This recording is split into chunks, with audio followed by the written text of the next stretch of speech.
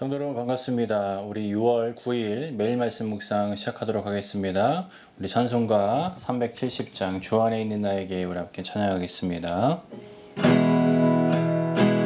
주 안에 있는 나에게 단 근심이 있으랴 십자가 밑에 나가 내 짐을 풀었네. 주님을 찬송하면서 할렐루야 할렐루야 내 앞길 멀고 험해도 나 주님만 따라가리. 주님을 찬송하면서 할렐루야 할렐루야 내 앞길 멀고 험해도 나 주님만 따라가리. 아멘. 오늘 함께 나눌 말씀 본문은 시편 9편 1절부터 10절까지 말씀입니다. 시편 9편 1절부터 10절까지 말씀 우리 함께 읽어보겠습니다. 내가 전심으로 여호와께 감사하며 주의 모든 기이한 일들을 전하리이다.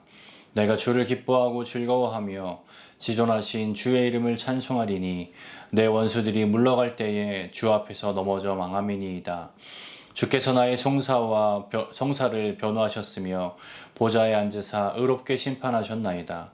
이방 나라들을 책망하시고 악인을 멸하시며 그들의 이름을 영원히 지우셨나이다. 원수가 끊어져 영원히 멸망하였사오니 주께서 무너뜨린 성읍들을 기억할 수 없나이다. 여호와께서 영원히 앉으시며 심판을 위하여 보좌를 준비하셨도다. 공의로 세계를 심판하시며 정직으로 만민에게 판결을 내리시리로다. 여호와는 압제를 당하는 자요 요새이시뇨 환난의 때에 요새이시로다. 여호와여 주의 이름을 아는 자는 주를 의지하오리니 이는 주를 찾는 자들을 버리지 아니하심이니이다. 아멘. 전 인터넷에서 주일 잘 만난 개라는 제목의 글을 본 적이 있습니다. 이 글에는 두 개의 사진이 있었는데요. 한쪽에 있는 사진은 개가 너무나 못 먹어서 갈비뼈가 선명한 모습으로 아주 흉측한 모습의 떠돌이 개의 사진이었고요. 또 하나의 사진은 살이 통통하게 오르고 빛깔이 아주 좋은, 그래서 도도한 눈빛을 가졌던 그 개의 사진이었습니다. 그런데 밑으로 내려가 보니 이 두 개의 사진에 있는 강아지는 같은 개였던 것입니다. 멕시코에서 어떤 사람이 첫 번째 사진의 모습대로 빼빼 마르고 아주 흉측한 모습이었던 개를 데려다가 자신의 그 개로 삼고 잘 씻기고 먹여서 보살폈더니 이렇게 살이 포동포동하고 도도한 눈빛의 개가 되었다라는 겁니다. 그래서 제목이 주인 잘 만난 개였던 것이죠. 개가 크건 작건 그 품종이 어떤 종이건 개는 어쨌든 개이죠. 물론 품종에 따라 애완견의 가격이 다 다르지만 아무리 비싼 개라고 해도 그 몸값이 그 강아지의 존재에 있지 않습니다. 그것은 어떤 주인을 만나느냐에 따라서 그 개가 어떤 모습이 되느냐가 달려있다라는 것이죠. 개와 비교하는 것이 좀 그렇지만 우리의 인생도 이와 비슷합니다. 한 아이가 태어나서 어떤 부모를 만나느냐, 또 어떤 선생님을 만나느냐, 어떤 친구를 만나느냐가 아주 중요합니다. 또 어떤 이웃을 만나느냐가 중요하고 그 사람이 어떤 삶의 방향으로 살아가느냐를 좌우할 수 있는 부분입니다. 그런데 그보다 더 중요한 것은 바로 그 사람이 태어나 누구를 주인으로 삼느냐, 무엇을 주인으로 삼고 살아가느냐입니다. 정확히 말하면 무엇으로 주인을 삼고 사느냐가 그 인생을 좌우할 수 있는 가장 중요한 것이다 라는 것입니다. 오늘 시편 9편 전체를 다 읽다 보면 눈에 띄는 구절이 있습니다. 그 구절 제일 마지막 절인 20절의 마지막 부분인데요. 20절 마지막 부분에 보면 이렇게 나옵니다. 열방으로 자기는 인생뿐인 줄 알게 하소서. 이 인생뿐인 줄 안다라는 말이 강하게 이제 뇌리에 남습니다. 여기서 인생이라는 단어는요, 에노시라는 단어인데요. 이것은 인간의 연약함, 덧없음, 죽을 수밖에 없는 인간의 존재적인 그런 본질적인 의미를 말합니다. 인생뿐인 줄 안다라는 것은 인간이 죽을 수밖에 없는 그 인간의 연약한 존재적 본질을 안다라는 것을 의미하죠. 그리고 열방이라는 것은 세상을 가리키죠. 즉 하나님을 등지고 하나님 없이 세상 사는 그 세상을 말합니다.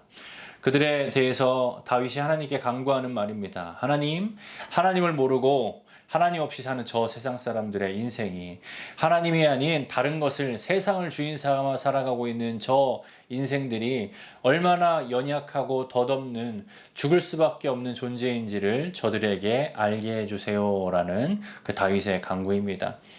우리는 이것을 꼭 알아야 합니다. 내가 아무리 잘났다고 떠들어도 만물의 주인이신 하나님이 없으면 아무런 존재가, 아무런 의미가 없는 그런 아무것도 아닌 존재이구나 라는 것을 우리는 알아야 합니다. 죽을 수밖에 없는 너무나 나약한 존재이구나 라는 것을 우리는 반드시 기억하며 살아야 합니다. 이 중요한 진리를 모르는 사람들은 어떤 사람들은 재물을, 어떤 사람들은 명예와 권력을, 어떤 사람들은 학벌과 또는 인기를 자신의 삶의 주인으로 삼아서 그 주인에게 이끌려 살아가게 됩니다. 이런 삶은 그저 인생뿐이다 라는 그 말을 다윗은 하고 있는 것입니다.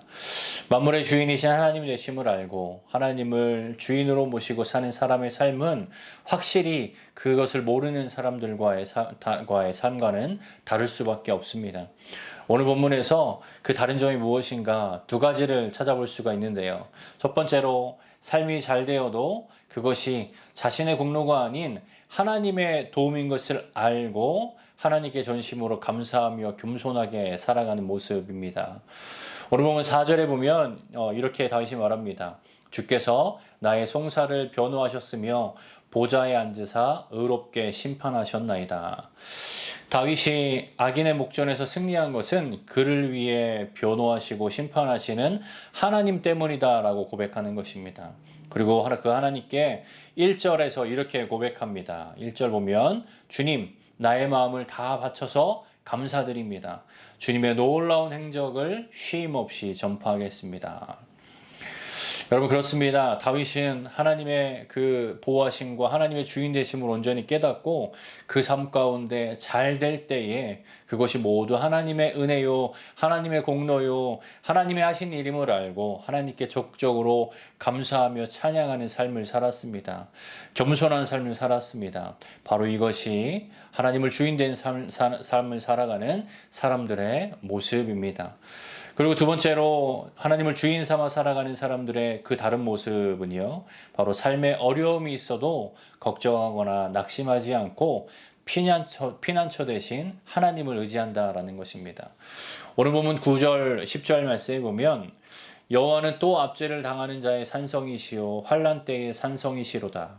여호와여 주의 이름을 아는 자는 주를 의지하오리니 이는 주를 찾는 자들을 버리지 아니하심이니이다. 아멘.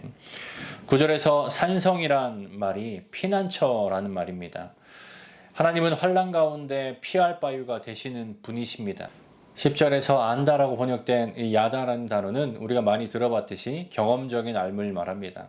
그냥 피상적인 알이 아니라 경험하고 친밀하게 교제하는 그 가운데 알게 된 그 알을 말하는 거죠. 삶 가운데 작은 어려움부터 차근차근 피난처 되신 하나님을 의지했던, 그래서 도움을 경험했던 사람들은 그 후에 오는 더 큰 어려움 속에서도 낙심치 않고 또는 다른 도움을 찾지 않고 확실한 살 길이신 하나님만을 찾고 의지하게 되어 있습니다. 이것이 하나님을 주인 삼고 사는 사람의 모습입니다. 시편 62편 9절에 보면 이 시편 기자가 이렇게 얘기합니다. 진실로 천한 자도 헛되고 높은 자도 거짓되니 저울에 달면 들려 익김보다 경하리로다. 하나님 없이 살아가는 우리의 인생은 그저 인생일 뿐입니다. 두려움과 낙심, 허무, 그리고 죽음뿐입니다. 이 시편 기자의 고백 가운데 이 한숨의 입김보다 가벼운 것이 하나님 없는 우리의 인생의 모습이다라고 한다라는 것을 기억하고 우리 삶 가운데 온전히 하나님만 주인 삼고 하나님만 의지하며 살아가는 저와 여러분이 되길 바랍니다. 그리하여서 어떠한 우리의 삶 가운데 좋은 때에도 겸손하게 하나님께 감사할 수 있으며 우리 삶 가운데 어려울 때에도 하나님만 의지하고 바라볼 수 있는 그러한 삶, 그리하여서 하나님이 주시는 온전한 기쁨과 평안함을 누리며 살아가는 그러한 삶 살아가는 저와 여러분 되길 바랍니다. 기도하겠습니다. 사랑하는 하나님 감사합니다. 우리 삶 가운데 주인 되신 하나님 감사합니다. 오늘 시편 말씀 기억하며 우리가 잘 될 때에도 또 우리 인생이 어려울 때에도 하나님을 온전히 알고 하나님만 주인 삼고 살아가며 주님 주신 귀한 은혜로 충만하게 살아가는 우리 삶이 되게 하여 주시옵소서. 오늘 하루도 그러한 인생 가운데 주님을 경험하며 주님과 동행하는 삶 살게 하여 주시옵소서. 이 모든 말씀 거룩하신 예수님의 이름으로 기도하였습니다. 아멘. 수요일 기도 제목으로 함께 기도하도록 하겠습니다. 구역장들을 위해서 구역원들을 잘 돌볼 수 있도록 섬김을 통해 은혜와 복을 받도록 기도해 주시기 바랍니다. 마지막으로 선교사님을 위해서 기도하실 때에 하이티의 박동환 선교사님, 알래스카의 이홍래 목사님, 그리고 D국의 김재문 선교사님과 이국의 새벽이슬 선교사님을 위해서 이 시간 간절히 기도하도록 하겠습니다. 기도합니다.